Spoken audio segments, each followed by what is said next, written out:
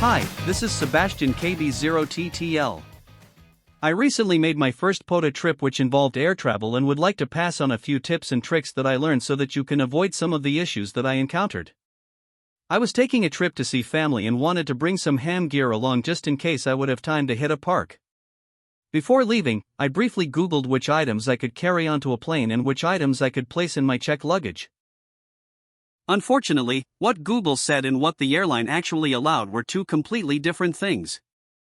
I compiled this video as a resource to help you make the most of your POTA activations which involve air travel. The first thing the TSA website mentioned, which may be a no-brainer to most of you, is that you aren't allowed to place any spare lithium-ion batteries in your checked luggage.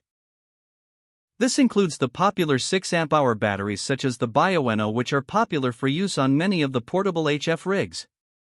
If you need an external battery for your activation, you can bring one. However, you will need to bring it in your carry-on luggage. My advice in this case is to select a radio which has an internal battery such as the Xiegu X5105 or the X6100. These radios not only fit easily into your carry-on bag, but also have enough battery capacity to carry on a full POTA activation and then some. When selecting a radio, please keep in mind that airlines, at their discretion, may actually forbid any and all electronics from being placed in your checked luggage.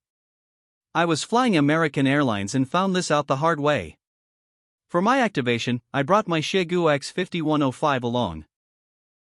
They made me remove it from my checked suitcase and place it in my carry-on bag. This was not only unexpected, but somewhat embarrassing.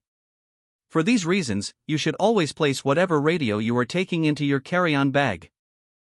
Depending on what airline you are using and what kind of ticket you purchase, the amount of carry-on luggage you bring can be limited. The ticket I purchased allowed me only one checked bag and one piece of carry-on luggage.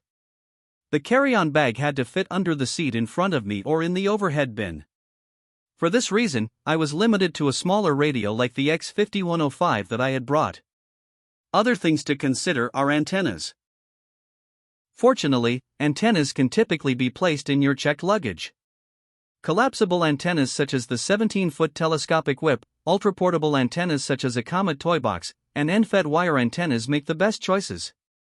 I ended up bringing all three of the above-mentioned antennas, and I'm glad that I did. I also brought along a 25-foot RG8X coaxial cable and the needed RF adapters. These also went in my checked luggage. After placing my radio and my spare battery into my carry-on luggage at the ticket counter, I was able to make it to my destination without further issue. I got my rental car and decided to head to the park before going to my destination as time would be limited otherwise. When I got to the park, the first antenna I tried was the Comet toy box. I was able to achieve almost a perfect SW or match with this antenna. However, after several minutes of calling CQ, I was unable to make any contacts. The whopping 5 watts that my Xiegu was putting out simply wasn't making the distance with this short of an antenna. After several minutes of trying, switched over to the 17-foot telescopic whip antenna, and I'm glad I did. While the contacts were at times a few minutes apart, they were coming in strong and the activation was going successfully. The moral here is that if you're going to make the trip, you need to bring a real antenna. CQ POTA, Kilo Bravo 0, Tango Lima.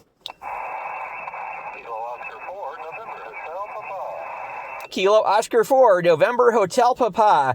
I got you 5858 in November Charlie.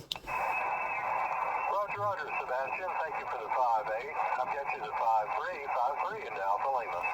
Copy 53 Alpha Lima. Hey, 73, thank you for hunting. Have a great time, 73. 73. Your antenna you bring should be something tried and true. Something you've successfully used before. It also helps to have a radio which has a built-in tuner like a Xiegu or an ICOM IC705. It was a successful activation, another one for my logbook, as well as a new state activated. On the trip home, another unexpected event happened at airport security. When my carry-on bag went through the scanner, it was stopped and searched by TSA.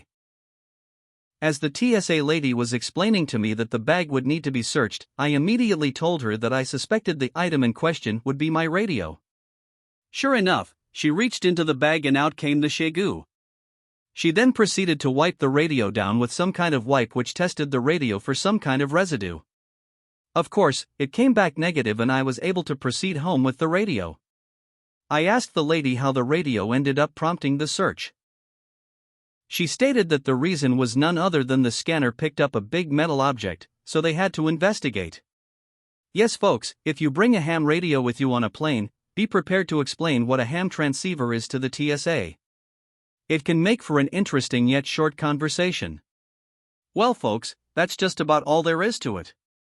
I hope you enjoyed today's video and I hope it helps you next time you plan to take ham equipment with you on a plane. Until next time, 73 and POTA on.